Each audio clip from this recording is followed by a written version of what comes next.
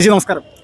പേരെന്തായിരുന്നു ചേച്ചി? സത്യലക്ഷ്മി നഗര്. ചേച്ചി, ഇപ്പോൾ മന്ത്രി വാസവന്റെ ഒരു പ്രസ്താവന ഉണ്ട് കഴിഞ്ഞ ദിവസം. തൃശ്ശൂർ പൂരത്തിന് മതചിഹ്നങ്ങളൊന്നും പാടില്ല എന്നാണ് അദ്ദേഹത്തിന്റെ ഒരു നിലപാട്. അത് നിർബന്ധമാണെന്നുള്ള കാര്യം പറയുന്നുണ്ട്. അദ്ദേഹത്തിന്റെ ഈ ഒരു നിലപാടിനോട് യോജിക്കുന്നുണ്ട്? യോജിക്കാൻ പറ്റില്ല. കാരണം എന്താ? കാരണം എന്താന്ന് വെച്ചാൽ അത് വളരെ ഹിന്ദു സനാതനധർമ്മമായിട്ട് അല്ലെങ്കിൽ ഹിന്ദു മതവുമായിട്ട് വളരെയധികം അടുത്ത് നിൽക്കുന്ന ആഘോഷമാണ്. അത് തന്നെയാണ് ആ മതം മാത്രമേ അതിൽ ശരിക്കും ആചാരപരമായിട്ട് അനുഷ്ഠാനപരമായിട്ട് ഹിന്ദുമതത്തിൻ്റെ മാത്രം അനുഷ്ഠാനങ്ങളോ ആചാരങ്ങളോ മാത്രമേ തൃശ്ശൂർ പൂരത്തിലുള്ളൂ. പിന്നെ അതിൻ്റെ കാഴ്ച എന്ന് പറയുന്നത് അമ്പലത്തിൻ്റെ പുറത്തേക്ക് ഇറങ്ങിയിട്ടുള്ള കാഴ്ചയിൽ സർവ്വ മതസ്ഥരും അതിൽ പങ്കെടുക്കുന്നു, ആഘോഷിക്കുന്നു എന്നുള്ളത് ശരി തന്നെയാണ്. പക്ഷേ അതിലെ ആചാരപരമായിട്ടുള്ള കാര്യങ്ങളും അനുഷ്ഠാനപരമായിട്ടുള്ള കാര്യങ്ങളിലും പെടുന്നതാണ് ഈ തിടമ്പ് എടുക്കുക എന്നൊക്കെ പോയിട്ട് എടുക്കുന്നതൊക്കെ. തിടമ്പിൽ അറിയാലോ, നമുക്ക് ദൈവങ്ങളുടെ തിടമ്പുകളെ നമ്മൾ എടുക്കുള്ളൂ. അപ്പോൾ അത് അദ്ദേഹം തെറ്റിദ്ധരിച്ചാണ്. അദ്ദേഹം വിചാരിച്ചത് കമ്മ്യൂണിസ്റ്റ് പാർട്ടി ഓഫ് മാർക്സിസ്റ്റ് അങ്ങനെ CPM-ൻ്റെ എന്തോ ഒരു കലാപരിപാടിയാണെന്ന് അദ്ദേഹം തെറ്റിദ്ധരിച്ചിരിക്കുകയാണ് തൃശ്ശൂർ പൂരത്തിനെ. അങ്ങനെ വിചാരിച്ചെന്നാണ് എനിക്ക് മനസ്സിലാവുന്നത്.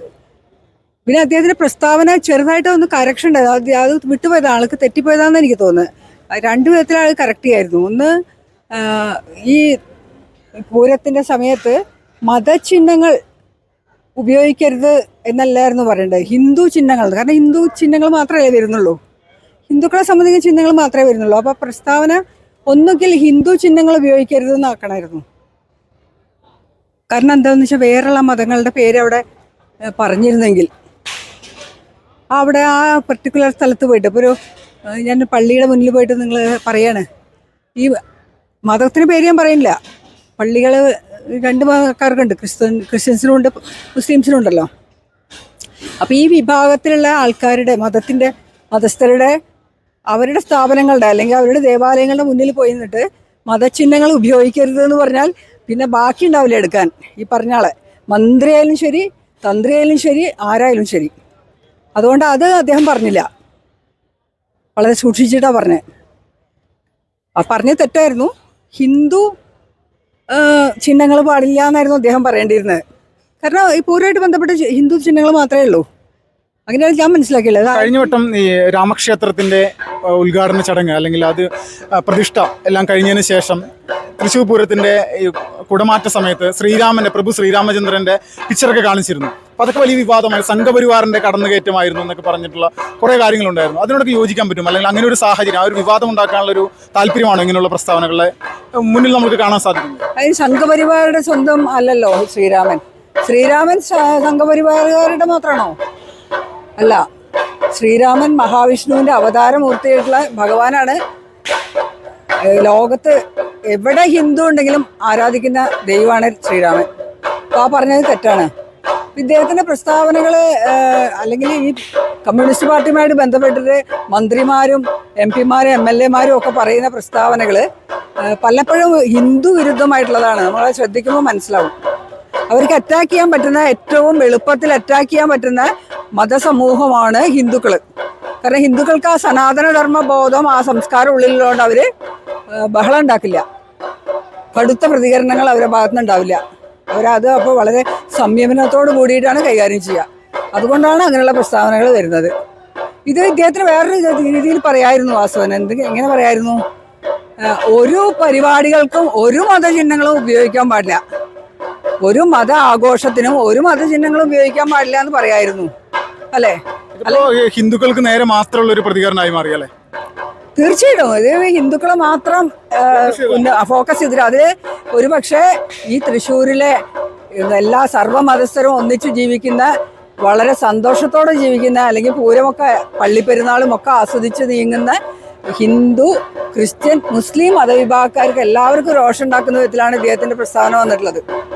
ഇത് ഒരു മതസ്ഥനും അദ്ദേഹം പറഞ്ഞ ഈ കാര്യങ്ങൾ യോജിക്കാൻ പറ്റില്ല. അപ്പോൾ എല്ലാ വർഷവും തൃശ്ശൂർ പൂരം ഉണ്ടാകുന്ന സമയത്ത് ഓരോ വിവാദങ്ങൾ ഉണ്ടാക്കാൻ കമ്മ്യൂണിസ്റ്റുകാർ ശ്രമിക്കുന്നുണ്ട്. കഴിഞ്ഞ വട്ടം പോലീസിനെ ഉപയോഗിച്ച് അങ്ങനെ ഒരു വിഷയം ചെയ്തതായിട്ടുള്ള ഒരു സംഭവം നമ്മൾക്കറിയാവുന്നതാണ്, വെടിക്കെട്ട് പോലും വൈകിയത്. അപ്പോൾ ആ ഒരു സാഹചര്യത്തിലേക്ക് ഇത്തവണയും അങ്ങനെ മാറ്റിയെടുക്കാനുള്ള ഒരു നിലപാട് ഇവരുടെ ഭാഗത്തുനിന്നുണ്ടാകാനുള്ള ഒരു തയ്യാറെടുപ്പാണത്. തീർച്ചയായിട്ടും ഇവർ പറയുന്നത് ഒരു മേൽക്കൈ കിട്ടാൻ വേണ്ടി പറയുന്നതാണെങ്കിലും പലപ്പോഴും അത് എന്താ സംഭവിക്കുന്നത് നമ്മൾ കണ്ടു. ഞാനിപ്പം രാഷ്ട്രീയപരമായിട്ട് നമ്മൾ അമ്പലത്തിന് മുന്നിൽ നിന്നും പറയണമെന്നറിയില്ല, പക്ഷേ എങ്കിലും കഴിഞ്ഞ നമ്മുടെ ലോക്സഭാ ഇലക്ഷനിൽ അത് പ്രതിഫലിച്ചു. അത്രത്തോളം ഇവിടുത്തെ ഹിന്ദു സമൂഹത്തിനെ വെറുപ്പിച്ചു തൃശ്ശൂർ പൂരം വന്ന സമയത്ത്. ഇത്തവണയും ഇപ്പം അങ്ങനെ നടക്കുന്നുണ്ട്. ഇനി ഇലക്ഷൻസ് പലത് വരാനുണ്ട്. ഇവിടെ പുതിയ ആൾക്കാരെ തിരഞ്ഞെടുക്കാണ്ട്. ജനപ്രതിനിധികൾ എപ്പോഴും വളരെ റെസ്പോൺസിബിളായിട്ട് പ്രതികരിക്കണം.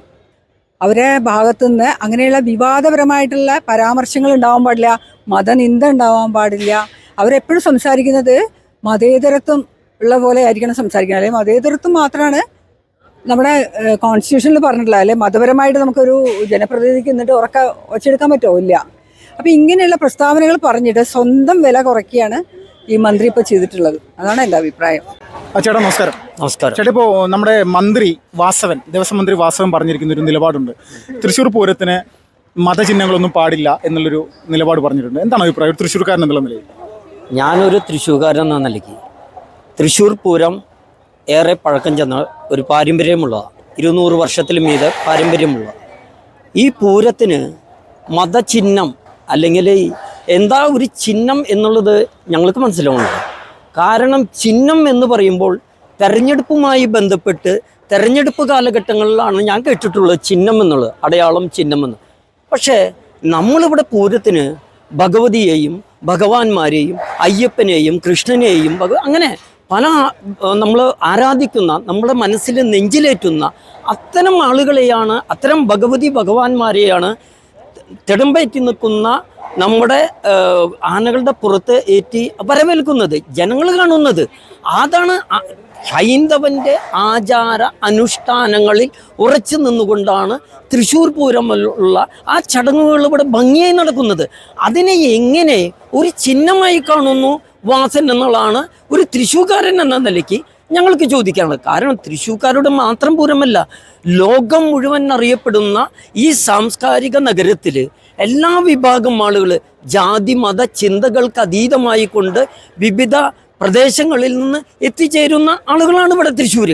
അവിടെ ഒരു ചിഹ്നമായി ഭഗവതിയുടെയും ഭഗവാന്റെയും ആ രൂപത്തെ തകർക്കുന്ന രീതിയിലുള്ള, തൃശ്ശൂർ പൂരത്തെ തകർക്കുന്ന രീതിയിലുള്ള ഒരു പ്രസ്താവനയായിട്ടാണ് വാസനിൽ നിന്ന് കേരളീയ സമൂഹം കേട്ടുകൊണ്ടിരിക്കുന്നത്.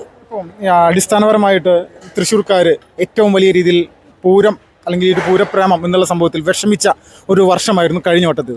അപ്പോൾ അതിന് സമാനമായിട്ടുള്ള സാഹചര്യം വീണ്ടും ഒരിക്കൽ കൂടി ഇവിടെ സൃഷ്ടിക്കാനുള്ള ഒരു നിലപാട് ഇവരുടെ ഭാഗത്തുനിന്നുണ്ടോ? അതുതന്നെയാണ് അതിൻ്റെ ഒരു നേർക്കാഴ്ച, ഒരു ഉദാഹരണമാണ് ഇപ്പോൾ തുടക്കം കുറിച്ചിട്ടുള്ളത്. ഇനി ഇവിടുന്ന് അങ്ങോട്ട് എന്ത് സംഭവിക്കും, ഏതെല്ലാം രൂപത്തിൽ ഇവരുടെ പ്രവർത്തനവുമായി. കാരണം ഇവിടെ പല സന്നദ്ധ സംഘടനകളുണ്ടായിരുന്നു. ആ സന്നദ്ധ സംഘടനകളുടെ പ്രവർത്തനം ഇവിടെ ഊർജ്ജസ്വലമായി എല്ലാ വിഭാഗങ്ങളുടെ ഇടയിൽ ചെന്ന് ഓടിച്ചെന്ന് പ്രവർത്തിച്ച ഒരു സന്നദ്ധ സംഘടന ഉണ്ടായിരുന്നു. ആ സന്നദ്ധ സംഘടനയെ ഇവിടെ നിന്ന് മാറ്റി നിർത്തുന്ന ഒരു കാഴ്ചയാണ് ഇവിടെ കണ്ടുകൊണ്ടിരിക്കുന്നത്. വർഷങ്ങളായി സേവന രംഗത്ത് പ്രവർത്തിച്ച ഒരു സന്നദ്ധ സംഘടന സേവാഭാരതി ഇന്ന് അവിടെ ഇല്ല, ആ പിക്ചറിൽ നിന്ന് മാറ്റി. അപ്പോൾ തൃശ്ശൂർ പൂരത്തിനെ രാഷ്ട്രീയവൽക്കരിക്കുന്നതിൽ ശക്തമായ എതിർപ്പ് സാംസ്കാരിക നഗരിയിലുണ്ട്. കഴിഞ്ഞ പ്രാവശ്യം തൃശ്ശൂർ പൂരത്തിനെ അലങ്കോലപ്പെടുത്താൻ ശ്രമിച്ചവരുണ്ട്. പക്ഷേ ആ അലങ്കോലപ്പെടുത്താൻ ശ്രമിച്ച രാഷ്ട്രീയക്കാർക്ക് തന്നെ ഭഗവാനിൽ നിന്ന് തന്നെ, തൃശ്ശൂർക്കാരിൽ നിന്ന് തന്നെ തിരിച്ചടി കിട്ടി. തെരഞ്ഞെടുപ്പ് കഴിഞ്ഞോടുകൂടി ഞാൻ രാഷ്ട്രീയത്തിലേക്ക് കിടക്കുന്നില്ല. പക്ഷേ തൃശ്ശൂരിൻ്റെ ഒരു മനസ്സുണ്ട്. അത് ജാതി മത ചിന്തകൾക്കതീതമായി ഭഗവാനെ നെഞ്ചിലേറ്റി, പ്രത്യേകിച്ച് വടക്കുന്നാഥൻ്റെ തിരുമുറ്റത്ത് നിന്ന് രാഷ്ട്രീയം കളിച്ചാൽ അവർക്ക് ശക്തമായി ഇന്നല്ലെങ്കിൽ ഈ കൊള്ളിക്കൊണ്ടാണ് അവർ ചൊറിയുന്നത് എന്ന് ഈ വടക്കുന്നാഥൻ്റെ മണി മുഴങ്ങുന്നു. അത് തന്നെയാണ് സത്യം എന്നാണ് തൃശ്ശൂർക്കാരൻ്റെ ഒരു വേദനയാണ് ഞാൻ ഇവിടെ നിന്ന് പറയുന്നത്.